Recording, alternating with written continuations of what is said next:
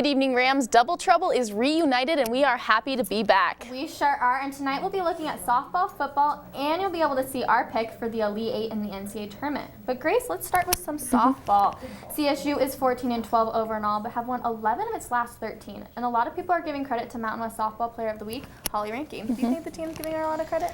Absolutely. She definitely has that senior leadership. She was 3-0 last week in the pitching circle, so she's just doing fabulous. She only had 14 hits and 3 runs, so I definitely think that she's someone to look to. And I think they're definitely putting a lot of responsibility on the seniors. They have Macy Stouffer as well and 2 other seniors.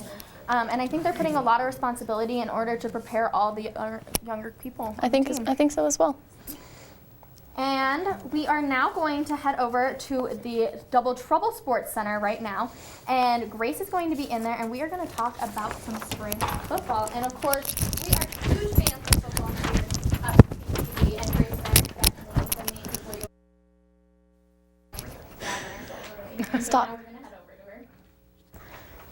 We are so looking forward to the football season. Today we're going to take a look at who the Rams will be without next season and what positions the team are looking to fill.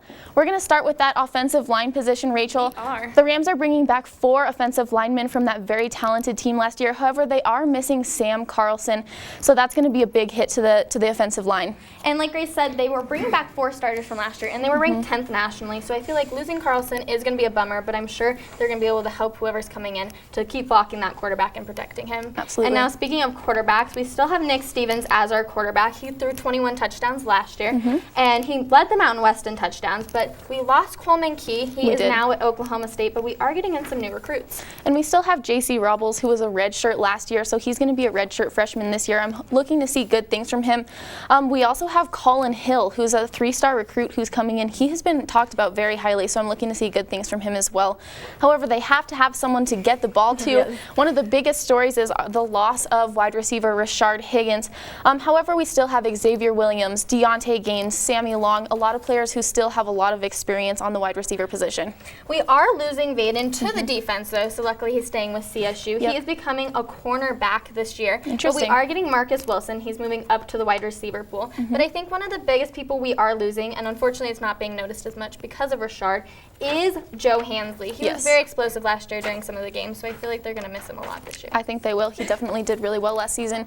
But we also have to talk about that tight end position, obviously, with Kevon Cartwright. Yep, Kevon Cartwright missed a lot of games last year due to an ankle injury, but he is looked at as a 5th-round draft pick for this year's NFL draft. So hopefully we can get some next-level Rams up in there.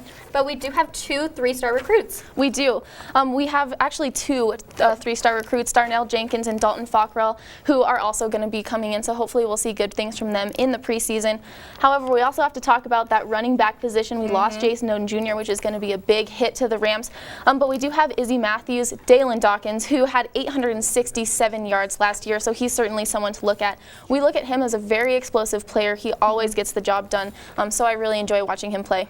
And we also have Izzy Matthews as well, and he was a true freshman this year, and he did really well. He definitely came into the game and made some big plays. He had 590 yards on the season and had gotten the end zone 5 times, so that was definitely a very exciting thing. But now we might as well check out our brackets for the NCAA tournament. We might as well. We could talk about football all day, though. We really could. Whatever.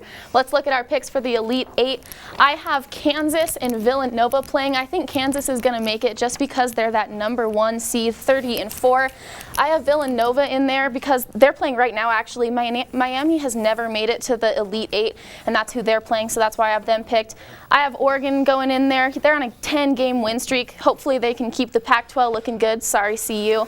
I also have Oklahoma. They have National Player of the Year candidate Buddy Hield, who averaged 25.4 points per game, which is absolutely unbelievable. Then I have Indiana. They have an 8-5 record against the Tar Heels, 2-0 in the NCAA tournament. So I picked them. I have Wisconsin because they're experienced. I have Virginia because they have a better defense than Iowa State, so I think they're going to win. And then I have Syracuse over Gonzaga, only because Gonzaga's only made 1 Sweet 16 appearance. All right, now let's give a look at mine, and there we go. So I think Kansas is actually going to take the entire tournament this year. So I took them, and then I took Villanova, and they actually just won their game 92-69 against Miami. So it looks like Grace and I were both right there. I would like to see Oregon win, but unfortunately I think Duke is going to pull it off. Duke has a history of being in upsets, and they've always seemed to make it into the finals, I feel like. True. And then I chose Oklahoma over Texas A&M, and right now I'm looking at being correct. Oklahoma is winning 69-50 against Texas A&M. But for both, I like both teams, so that's definitely going to be a hard thing for me to choose, but I am going to go with Oklahoma. I took North Carolina. I also took Wisconsin. Even though I would like Notre Dame to win, I would like to see them out there. And then I took Iowa State because of their defense. Defense, of course, win games. And then I also took Syracuse. So I guess we are going to see how these games play out over this weekend. Absolutely. Yeah. Well, after that, it's that time again for our 30-second challenge. Today, I'll be trying to get this cookie from my forehead to my mouth without using my hands while Rachel does a CSU sports recap. All right, Grace, are you ready? Yep, gotta take these glasses off. All right. Okay. Let's do it. Okay. And the CSU women's basketball team historic season came to an end last weekend, where the Rams lost 48-45 in the NCAA tournament to South Florida. As for the men's team, they declined playing in the College Basketball Invitational and the Vegas 16 postseason tournament due to a hard season dealing with injuries and personal issues.